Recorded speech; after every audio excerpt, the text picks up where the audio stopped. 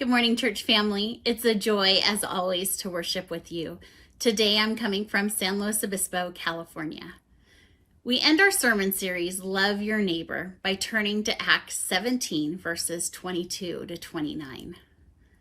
Then Paul stood in front of the Areopagus and said, Athenians, I see how extremely religious you are in every way. For as I went through the city and looked carefully at the objects of your worship, I found among them an altar with the inscription, To an unknown God. What therefore you worship is unknown. This I proclaim to you. The God who made the world and everything in it, he who is Lord of heaven and earth, does not live in shrines made by human hands, nor is he served by human hands, as though he needed anything, since he himself gives to all mortals life and breath and all things.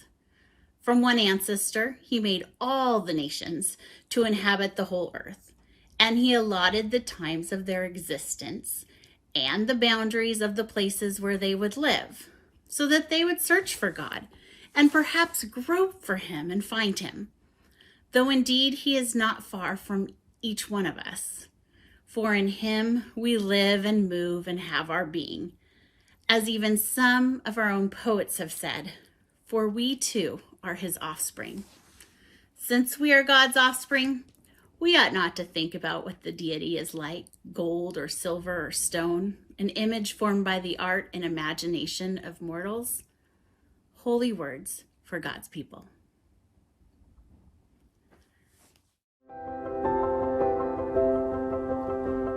Jesus said, love your neighbor. To love our neighbor who lives here, or really anywhere, to mourn with those who hurt, and to celebrate when love and justice prevail. To listen to those who haven't been heard. We look to each other to see some of the people we've overlooked. The people society has marginalized. The people who may look, think, or believe differently. So today, tomorrow, love your neighbor.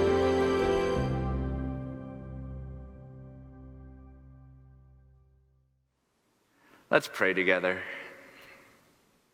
God, be present here and in all the places from which we are worshiping. Move in us and through us, that we too will be moved and changed. Speak to us, we pray. Less of me, more of you, none of me, all of you. May the words of my mouth and the meditations of all of our hearts be pleasing in your sight, our rock and our redeemer. Amen.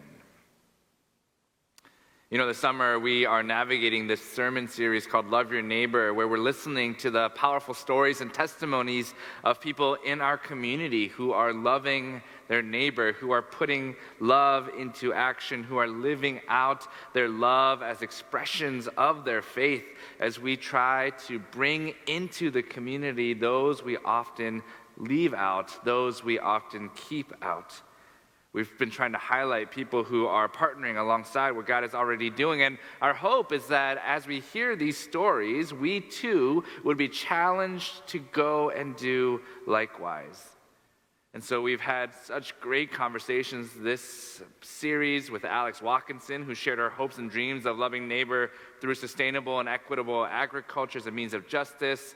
Marcia Stickle, who shared about seeing your neighbor, especially across the table in food.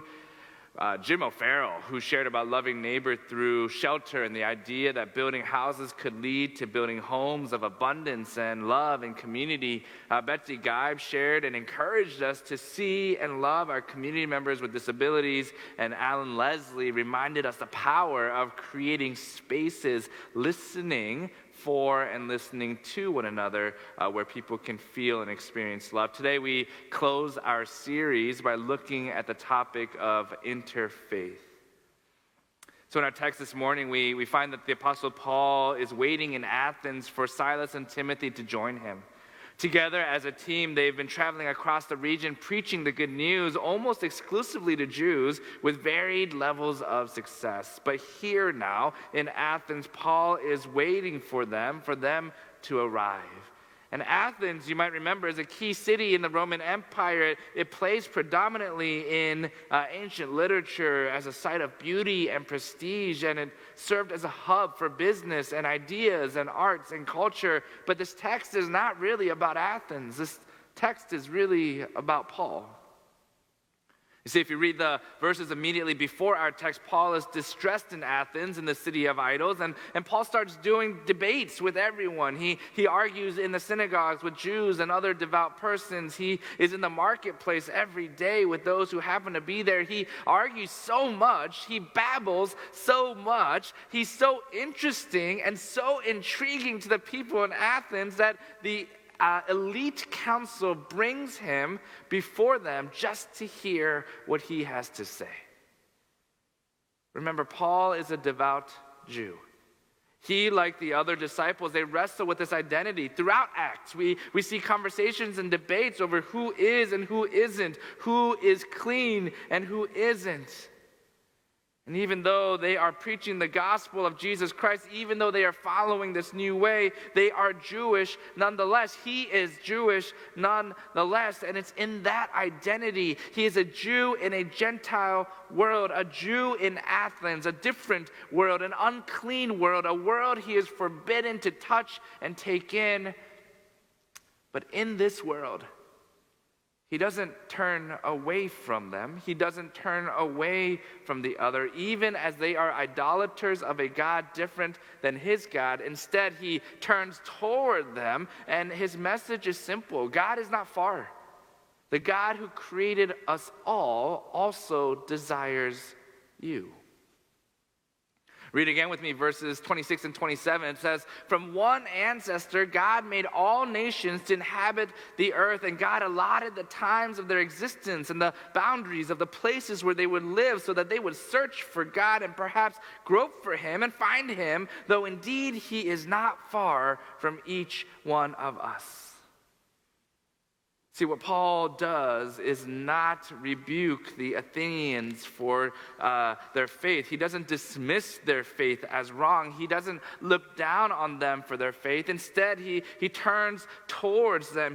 He finds a common ancestry with them, and he teaches them that they are all on their journeys toward this limitless God who made all the nations. You don't have to be where I am, and I don't have to be where you are, but God meets us. God meets me. God meets you. God meets us where we are on our journeys toward this limitless God.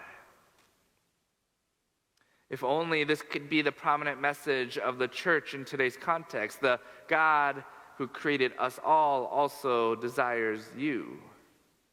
Then we might not see videos of Christian missionaries in Uganda and other parts of the world berating people, calling them profane words, all in the name of Jesus. We might not see white nationalists, and in particular white Christian nationalists, desecrate at best and more often than not shoot up sacred spaces of worship of other religions, all in the name of Jesus. Then we might not put our arrogance aside and be willing to sit by side with those who are different than us, all in the name of Jesus, simply because the God who created us also created you.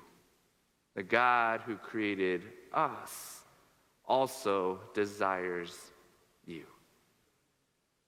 Today I want to share with you a conversation I had with Shama Farag. She's a member of the Islamic Center of Bothell. And we had the opportunity to explore together our shared faith heritage back to Abraham and to dream about how we can be neighbors to one another, showing love to different faiths and religions, turning into one another without judgment but with love. I'm grateful for her taking the time to connect and to record. I know I was so blessed in getting a chance to sit down and hear from her, and I know you will be too. And so let's go to that video now.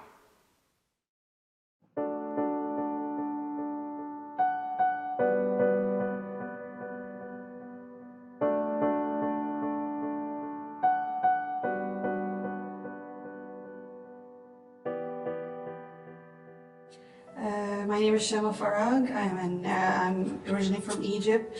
I'm a writer and an Arabic interpreter.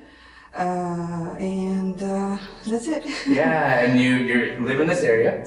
Yeah, I used to live in Bothell. This is my 4th year, but I used to live in Redmond before, and I was in Canada before that, and in Saudi Arabia before that. Wonderful. Yeah. And what brought you to Bothell initially? I heard the school district is amazing, and we were looking for a house, so we just came here for that. Wonderful. Well, one of the things that we wanted to share about is this joint passion we have for justice and for our community. And you're part of a couple of different groups that really, from the Muslim perspective, allows and invites us to have conversations and dialogue towards love and towards justice. Tell us about a couple of those. Let's start with FIRE. Actually, I started volunteering. I was invited as a panelist once or twice at their platform. FIRE is fostering interfaith relationship in the Eastside. I'm no longer with them, but one of my friends actually, she lived close by an event they were hosting, and she knows I memorized a third of the Quran, the whole scripture, and I do have a good grasp of the Arabic knowledge. I'm an interpreter. I have a diploma in Islamic theology, so she invited me to come and speak. It was amazing. Then I was there for a while, and then I figured out that there is another program in our mosque, Muslim Association of Puget Sound. It's Interfaith Outreach Community. They have this kind of activity, and I learned a lot from those people. They would host events. They would have periodically trips from universities and schools coming to our mosque and learn about our culture, practice, and rituals. And they would host an annual event in Ramadan. We usually everybody's invited, but we specifically focus on the non-Muslims to have the Iftar dinner with us. Iftar is an Arabic word that means you're breaking your fasting. So we invite them for a meal after we break our fast together. We share a meal and we bring a speaker, and we have a Q&A. Anybody have any question, no judgment. You ask it whatever you want, and we give you answers. And they do activities in Redmond Lights. They're so active, and do not assume that being born as a Muslim is enough. I learned a lot from them. Yeah. Why was it important for you to invest your life and your work and your time into these organizations and into this kind of activities? Because we're here as a minority. It's a non-Muslim dominant culture. We need to know more about the other cultures and let them know more about us. And this is how you build a community. This is how you build a sense of belonging, a sense of connectedness where you live. This work is really important to bring people together, to make them feel like they are connected, there's something they share, and we'll focus more on what we share more than what we different than each other. Yeah. We have been blessed here at Bothell to partner with Islamic Center at Bothell. For a while during their construction and renovations, we invited them to share in our building and to work with us and to hold services and prayers, and including we were invited to Iftar at the end of Ramadan, and to celebrate the beauty in that together. And I remember very clearly the joy. Yeah, the laughter, the sharing of food, and that something happens, right? When we sit across from each other. Let's talk about that. What have you experienced or seen in the conversations you've had where you've seen some of those barriers break down? Well, what I mostly see was that many people don't know that we revere Jesus. We love Jesus. Muslims love Jesus and cherish him and revere him and look at him as a role model, and we love him as much as we love Prophet Muhammad. Me personally, I love him more than Prophet Muhammad. And the ever-blessed Mary, she is a role model. There is a whole chapter in the Quran was dedicated and named after her. And it's to highlight how she was chaste and modest, and we look up to her. So many people don't know that. And many people have questions like the controversial questions regarding some verses of the Quran, and they were surprised that we're all out of context. And you just see, and I invite them every time, whenever I get question like that, I invite them to read the rest of the verse and learn the context of this the verses specifically, and most of them is talking about different stories from the old time to highlight how those old people struggled during their mission and how they reacted to the confrontation they were facing and stuff like that. And regarding what you said for having iftar in Bothell Mosque, I remember because our mosque, the ICOB or Islamic Center of Bothell, is under construction for a while, and I remember bringing my kids to the Friday Holy Prayer here at Bothell Methodist Church, and it was Christmas time. And my little son was like, he's asking me, "Well, Mom, you said we're not celebrating Christmas, and the only and we are seeing all of those Christmas trees in the mosque, and we don't celebrate Christmas. As I told her, we revere Jesus, we cherish Jesus, but the only reason we're not celebrating Christmas is that we're not sure if Prophet Jesus was born at that time or not." That's the only reason why we're not celebrating at this time. And it was important for me to highlight that it's not a mosque, it's a church, and highlight that it's someone else's effort to show their love for us. So they love us, they include us, and they wanted us to feel we belong and we're connected. So they brought us here to do our prayers, and we love them back. And so we trust them to come and pray safely and freely at their space. Sharing your space, sharing is a form of love, and trusting trusting others is a form of love as well. Yeah.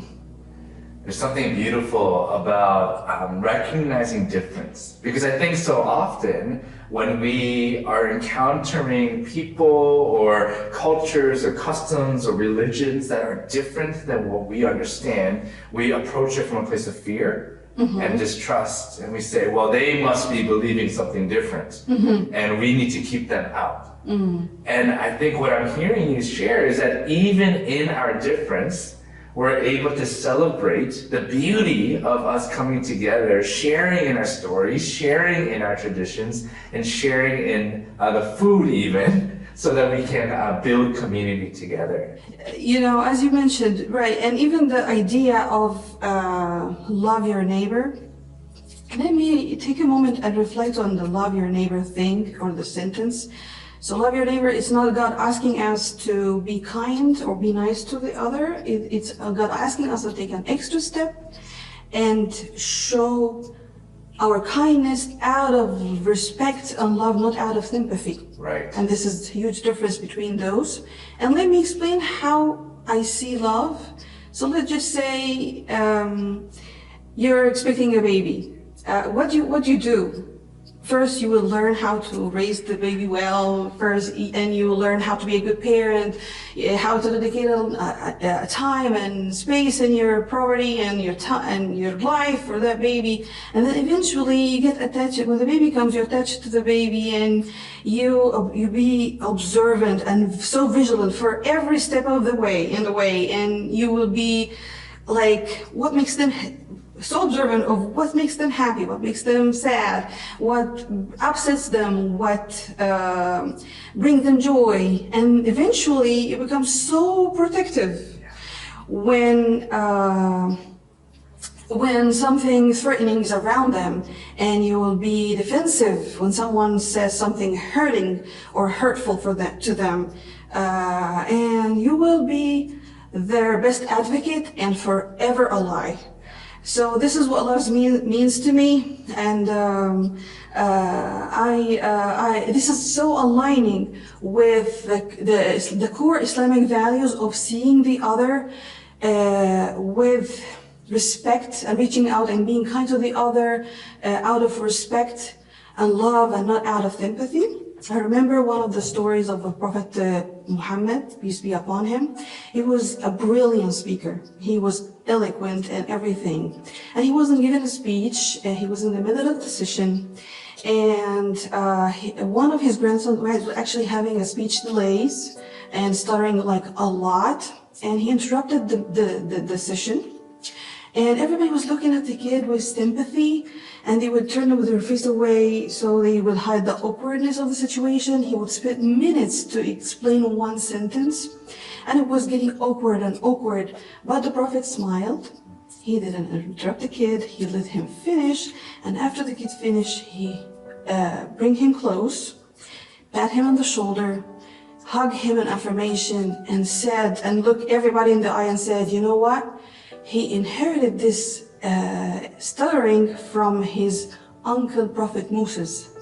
So in a moment, he turned the something that everybody would look at with sympathy into something that everybody looks at with respect. And and this is love your neighbor in action, loving the other in action. Like you're bringing me and bringing Muslim voices here at your platform to share their stories and speak about themselves. So this is love your neighbor in action. Thanks for bringing me here. Well, it is our joy to have you and to continue the partnership and the relationship that our two communities have, and to be aligned in this vision and this dream of the world that we might imagine together. Help us, just what are some practical ways that we can cross the difference, cross the divide? What are some practical ways that we can do the loving in action? How might we do that together?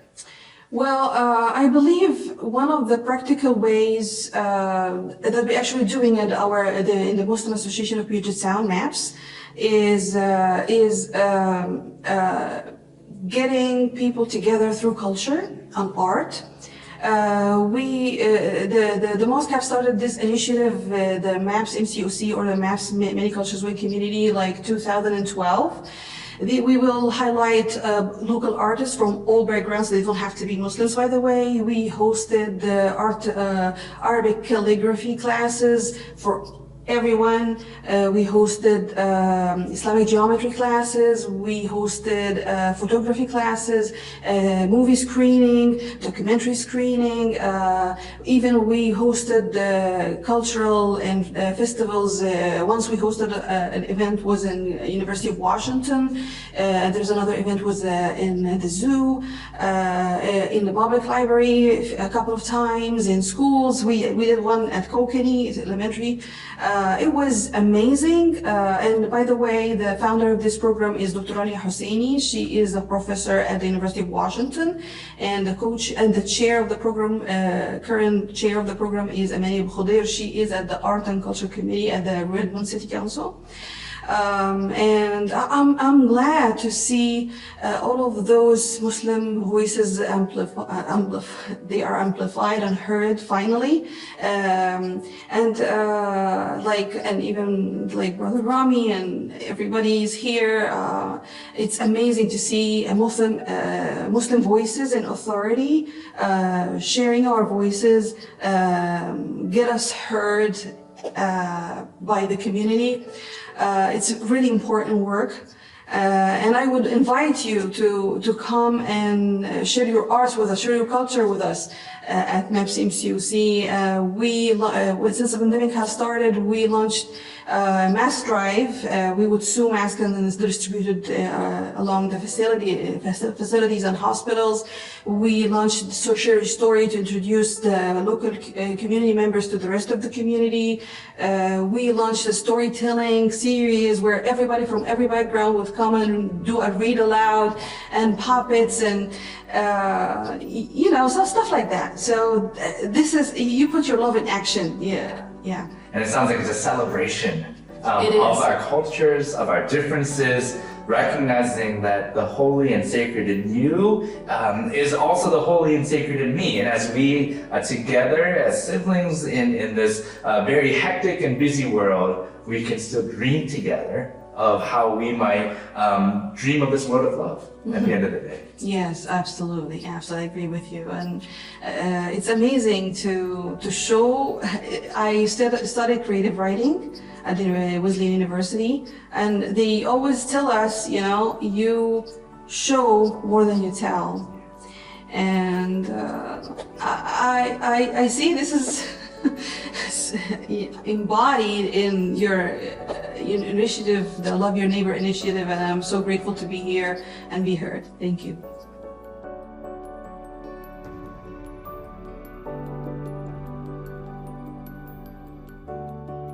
My name is Shama Farag. I love my neighbor by being an ally.